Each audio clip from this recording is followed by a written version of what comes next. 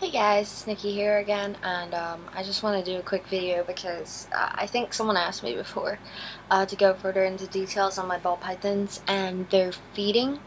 Um, so I want to, in total, I just sold one of my ball pythons, so in total I would have four, but one is coming over. I ordered it from the US and it's shipping over soon, hopefully. Um, I ordered a really light colored butter. Um, it's like super light color. It's almost like white, gray, and a very small tint of gold. But we'll see that when it comes over. I currently only have two of my ball pythons at home. I have a het orange ghost and I have a spider at the shop, which for some reason, well, I'm trying to sell my het orange ghost, and my spider, I'm just keeping it there just to, kind of keep it as a shop pet, just because I could keep it there. I actually have a tiger salamander as well at the shop, and a king snake, which, I just kind of keep it there just so it keeps me entertained when I'm bored at work or whatever. But anyways, I want to talk to you guys about uh, my snakes that are at home. Well, my pythons, not even snakes, because snakes would take ages. But I have my lemon pastel and I have my one-eyed normal ball python. And I'm just gonna start off with my normal one-eyed one, Lucky. This is Lucky. I'm not sure if any of you guys have seen a video of her before when I first got her, but as you can see, well, compared to the video when I first got her, she has grown a lot bigger, and she's still pretty gold, not as, she's a normal. Most of you might have thought, oh my god, why do I have a normal?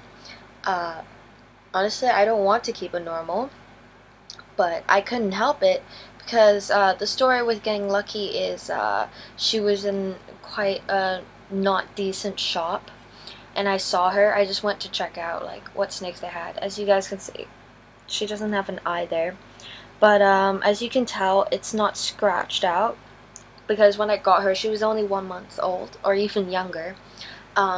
She was very tiny, and she already had that problem with her eye, and you can honestly tell that she was born without an eye.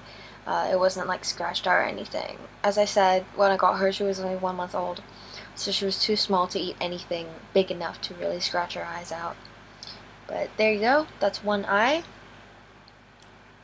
There's no eyes. And just a normal ball python.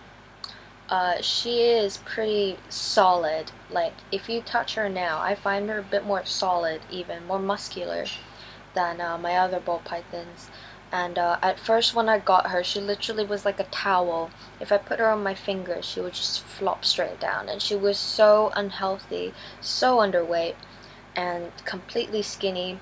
And for around 3-4 months, I actually had to assist feed her every single week, and because I wanted to keep her healthy and fatten her up, I actually fed her twice a week on rat pups.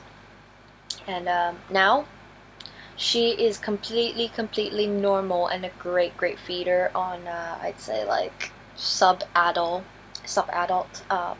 mice, and she eats both frozen thawed and live. I like to keep a balance. Like, I like to, because I normally get my snakes when they're at a young age, so I'd like to offer them both frozen thawed and live. So just in case anything happens, I can actually feed both. That's an advice I give to any ball python keepers, honestly. Like, if you're having troubles with your snakes not eating either one, and you're getting a young snake, especially ball pythons, because I work with ball pythons the longest out of all of the species of snakes I've had. I find it way better with feeding them frozen thawed and live.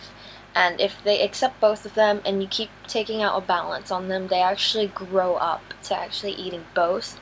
So just in case you want to feed live for more nutrients, or even just frozen thawed because it's annoying, or you're afraid of hurting your snake, or honestly, there's no hurting your snake when you're making sure that the live rat isn't, or live mouse isn't going to hurt your snake. But anyways, some people have their reasons why they want to feed frozen thawed, and you know, it's cruel or whatever you want to say, but you know, they have their reasons. But either ways, both of them, all of my snakes, they eat both, so they're perfectly fine. I'm just gonna put Lucky down.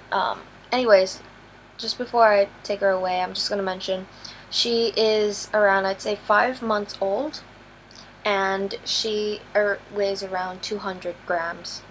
I haven't weighed her recently, but I'd say she's around 200 grams. But Lucky, she's not a snake that I'm planning on breeding sooner or later. I actually just keep her as a pet, and the reason why I had her is because I felt bad for the shop that she was, you know, basically so unhealthy, and she has one eye, so nobody wanted it. I actually saw people who picked her up, saw her in the cage, and was like, oh, this snake only has one eye, I don't want it. So I was just like, you know what, I'll keep her. Maybe I'll find her a better owner sometime if I move and I'm not able to have her. I'll make sure that she has a good owner, and I wanted to keep her healthy, you know. I felt bad for that snake. But let's move on to my lemon pastel. This girl, I am planning on feeding. I do think that I might overfeed her sometimes, but she has such a good appetite, and she's actually currently on a diet, so please, if anyone's going to judge me about overfeeding my snake, it's bad for their internal organs, it's bad for their health, it's going to shorten their life. I totally acknowledge that, but she is young still, so it will not have too much of a huge effect on her, and it's only lately, for these months, that I wanted her to really get big. And she's a female, so you're really allowed to fatten a ball python up more if she was a female. But this is my lemon pastel. Maybe, or maybe not, she has grown since the last video I did with her about ball pythons. This is how big she is. This is the size of my hand, and this is how big she is. Really nice pastel, you know, light yellow colors. Really nice, super docile, beautiful girl, and a really nice non-solid, kind of loose patterns over here, like right on this belly right here. There's no lines whatsoever going down, and I love that part so much. She is beautiful. See how fat she is compared to her head? I actually had some people to guess how old she was at the shop because I brought her in today. And most people would say, yeah, she's under 1 year old.